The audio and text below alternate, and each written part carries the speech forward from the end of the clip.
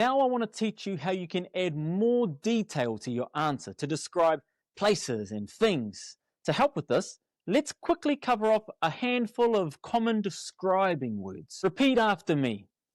Ātāhua, beautiful. Nui, big.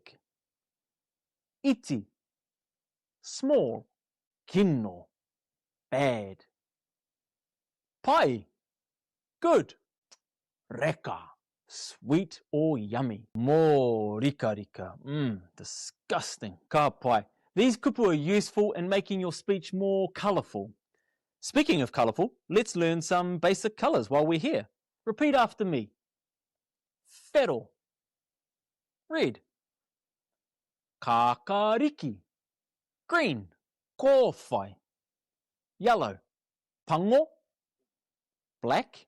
Mā, white. And kahurangi, blue. Okay, that gives us quite a few describing kupu to work with. So let's see how we can add those into our answers. In Te Reo Māori, we put the describing word after the object or the thing that we're talking about. In English, we say big house. Big being the describing word, house being the object or the noun.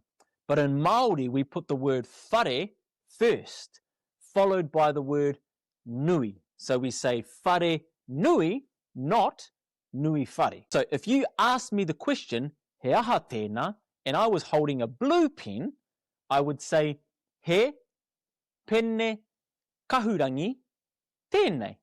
This is a blue pen.